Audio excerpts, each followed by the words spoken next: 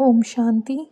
आज 25 अगस्त 2025 बाबा के महावाक्य है, मीठे बच्चे, कदम कदम पर जो होता है वह कल्याणकारी है। इस ड्रामा में सबसे अधिक कल्याण उनका होता है जो बाप की याद में रहते हैं। प्रश्न है, ड्रामा की किस नूंद को जानने वाले बच्चे अपार खुशी में रह सकते हैं? उत्तर है, जो जानते हैं कि ड्रामा अनुसार अब इस पुरानी दुनिया का विनाश होगा, नेचुरल कैलेमिटीज़ भी होंगी, लेकिन हमारी राजधानी तो स्थापन होनी है ना। इसमें कोई कुछ नहीं कर सकता। भल आस्था अवस्थाएं ऊपर नीचे होती रहेंगी, कभी उमंग कभी ठंडे ठार हो जाएंगे। इसमें मूंझना नहीं। सभी आत्माओं का बाप भगवान हमको पढ़ा रहे हैं, इस खुशी में रहना है। गीत है, महफिल में जल उठी क्षमा। ओम शांति। मीठे मीठे नंबरवार पुरुषार्थ अनुसार चैतन्य परवानों को बाबा याद प्यार दे रहे हैं। तुम सब हो चैतन्य परवाने। बाप को क्षमा भी कहते हैं, परंतु उनको जानते बिल्कुल नहीं है। क्षमा कोई बड़ी नहीं, एक बिंदी है। किसकी भी बुद्धि में नहीं होगा कि हम आत्मा बिंदी है। हमारी आत्मा में सारा पार्ट है। आत्मा और परमात्मा का नॉलेज और किसकी बुद्धि में नहीं है। तुम बच्चों को ही बाप ने आकर समझाया है, आत्मा का रियलाइजेशन दिया है।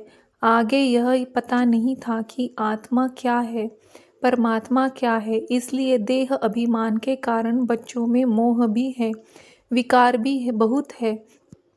भारत कितना ऊंच था, विकार का नाम भी नहीं था। वह था वाइसलेस भारत, अभी है विशेष भारत। कोई भी मनुष्य ऐसे नहीं कहेंगे जैसे बाप समझाते हैं। आज से 5000 वर्ष पहले हमने इनको शिवालय बनाया था। मैंने ही शिवालय स्थापन किया था। कैसे, सो भी तुम अभी समझ रहे हो। तुम जानते हो कदम कदम पर जो होता है वह कल्याणकारी ही है। एक एक दिन जास्ती कल्याणकारी उनका है जो बाप की अच्छी रीति याद कर अपना भी कल्याण करते रहते हैं। यह है ही कल्याणकारी पुरुषोत्तम बनने का युग। बाप की कितनी महिमा है, तुम जानते हो। अभी सच्चा सच्चा भागवत चल रहा है। द्वापर में जब भक्ति मार्ग शुरू होता है तो पहले पहले तुम भी हीरो का लिंग बनाकर पूजा करते थे। अभी तुमको स्मृति आई है, हम जब पुजारी बने थे तब मंदिर बनाए थे, हीरे मानिक का बनाते थे। वह चित्र तो अभी मिल न सके। यहाँ तो यह लोग चांदी आदि का बनाकर पूजा करते हैं। ऐसे पुजारियों का भी मान देखो कितना है। शिव की पूजा तो सब करते हैं, लेकिन अव्यभिचारी पूजा तो है नहीं। यह भी बच्चे जानते हैं, विनाश भी आने का ज़रूर है, तैयारी हो रही है। नेचुरल कैलेमिटीज़ की भी ड्रामा में नूंद है। कोई कितना भी माथा मारे, तुम्हारी राजधानी तो स्थापन होनी ही है। कोई की भी ताकत नहीं जो इसमें कुछ कर सके। बाकी अवस्थाएं तो नीचे ऊपर होंगी ही। यह है बहुत बड़ी कमाई। कभी तुम बहुत खुशी में अच्छे ख्यालात में रहेंगे, कभी ठंडे पड़ जाएंगे। यात्रा में भी नीचे ऊपर होते हैं। इसमें भी ऐसे होता है। कभी तो सुबह को उठ बाप को याद करने से बहुत खुशी होती है। ओहो, बाबा हमको पढ़ा रहे हैं। वंडर है, सभी आत्माओं का बाप भगवान हमको पढ़ा रहे हैं। उन्होंने फिर कृष्ण को भगवान समझ लिया है। सारी दुनिया में गीता का मान बहुत है, क्योंकि भगवानु आज है ना। परंतु यह किसको पता नहीं है कि भगवान किसको कहा जाता है। भल कितनी भी पोजीशन वाले बड़े बड़े विद्वान पंडित आदि है, कहते भी है गॉड फादर को याद करते हैं, परंतु वह कब आया, क्या आकर किया, यह सब भूल गए हैं। बाप सब बातें समझाते रहते हैं। ड्रामा में यह सब नूंद है। यह रावण राज्य फिर भी होगा और हमको आना पड़ेगा। रावण ही तुमको अज्ञान के घोर अंधियारे में सुला देते हैं। ज्ञान तो सिर्फ एक ज्ञान सागर ही बतलाते हैं जिससे सद्गति होती है। सिवाय बाप के और कोई सद्गति कर न सके। सर्व का सद्गति दाता एक है। गीता का ज्ञान जो बाप ने सुनाया था वह फिर प्रायलोप हो गया। ऐसे नहीं, यह ज्ञान कोई परंपरा चला आता है। औरों के कुरान, बाइबल आदि चले आते हैं, विनाश नहीं हो जाते। तुमको तो यह जो ज्ञान अभी मैं देता हूँ, इनको कोई शास्त्र बनता नहीं है जो परंपरा आदि हो जाए। यह तो तुम लिखते हो फिर खत्म कर देते हो। यह तो सब नेचुरल जलकर खत्म हो जाएंगे। बाप ने कल पहले भी कहा था, अभी भी तुमको कह रहे हैं, यह ज्ञान तुमको मिलता है, फिर प्रारब्ध जाकर पाते हो, फिर इस ज्ञान की दरकार नहीं रहती। भक्ति मार्ग में सब शास्त्र है। बाबा तुमको कोई गीता पढ़ाकर नहीं सुनाते हैं, वह तो राजयोग की शिक्षा देते हैं, जिसका फिर भक्ति मार्ग में शास्त्र बनाते हैं तो अगड़म बगड़म कर देते हैं। तो तुम्हारी मूल बात है कि गीता का ज्ञान किसने दिया। उनका नाम बदली कर दिया है और कोई के भी नाम बदली नहीं हुए हैं। सबके मुख्य धर्म शास्त्र है ना। इसमें मुख्य है डिटिज्म, इस्लामिज्म, बुद्धिज्म। भल करके कोई कहते हैं कि पहले बुद्धिज्म है, पीछे इस्लामिज्म। बोलो, इन बातों से गीता का कोई ताल्लुक नहीं है। हमारा तो काम है बाप से वर्षा लेने का। बाप कितना अच्छी रीति समझाते हैं। यह है बड़ा झाड़, अच्छा है जैसा फ्लावर वाज है, 3 ट्यूब्स निकालती है, कितना अच्छी समझ से बनाया हुआ झाड़ है। कोई भी झट समझ जाएंगे कि हम किस धर्म के हैं, हमारा धर्म किसने स्थापन किया। यह दयानंद, अरविंद घोष आदि तो अभी होकर गए हैं। वो लोग भी योग आदि सिखलाते हैं। है सब भक्ति ज्ञान का तो नाम निशान नहीं। कितने बड़े बड़े टाइटल मिलते हैं। यह भी सब ड्रामा में नूंद है। फिर भी होगा 5000 वर्ष बाद। शुरू से लेकर यह चक्र कैसे चला है, फिर कैसे रिपीट होता रहता है, तुम जानते हो। अभी का प्रेजेंट फिर पास्ट हो फ्यूचर हो जाएगा। पास्ट प्रेजेंट फ्यूचर, जो पास्ट हो जाता है वह फिर फ्यूचर होता है। इस समय तुमको नॉलेज मिलती है, फिर तुम राजाई लेते हो।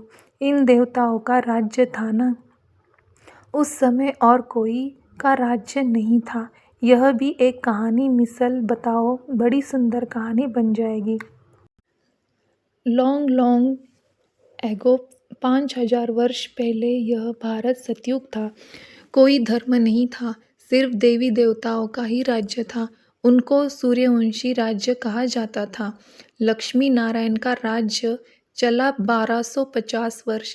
फिर उन्होंने राज्य दिया दूसरे भाइयों क्षत्रियों को, फिर उनका राज्य चला।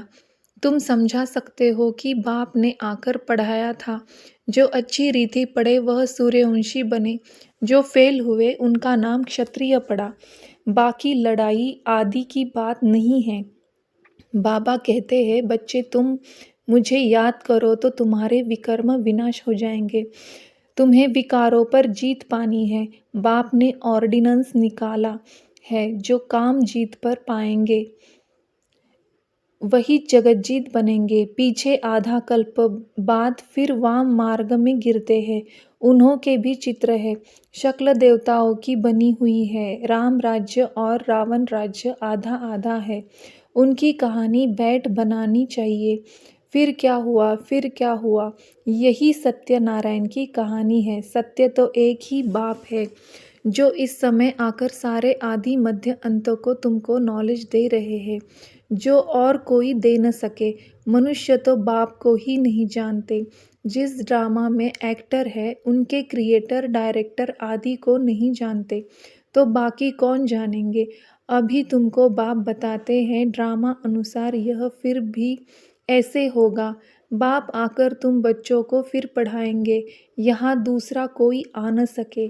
बाप कहते हैं, मैं बच्चों को ही पढ़ाता हूँ, कोई नए को यहाँ बिठा नहीं सकते। इंद्रप्रस्थ की कहानी भी है ना, नीलम परी, पुक राजपरी, नाम है ना तुम्हारे में भी कोई हीरे जैसा रत्न है। देखो रमेश ने ऐसी बात निकाली प्रदर्शिनी की जो सबका विचार सागर मंथन हुआ। तो हीरे जैसा काम किया ना। कोई पुखराज है, कोई क्या है, कोई तो बिल्कुल कुछ नहीं जानते। यह भी जानते हो कि राजधानी स्थापन होती है, उनमें राजाएं रानियां आदि सब चाहिए। तुम समझते हो हम ब्राह्मण श्रीमत पर पढ़कर विश्व के मालिक बनते हैं। कितनी खुशी होनी चाहिए। यह मृत्यु लोक खत्म होना है। यह बाप तो अभी ही समझाते रहते हैं कि हम जाकर बच्चा बनेंगे। बचपन की वह बातें अभी ही सामने आ रही है। चलन की बदल जाती है। ऐसे ही वहाँ भी जब बूढ़े होंगे तो समझेंगे अब यह वानप्रस्थ शरीर छोड़ हम किशोर अवस्था में चले जाएंगे। बचपन में है सतोप्रधान अवस्था। लक्ष्मी नारायण तो युवा है, शादी किए हुए को किशोर अवस्था थोड़ी कहेंगे।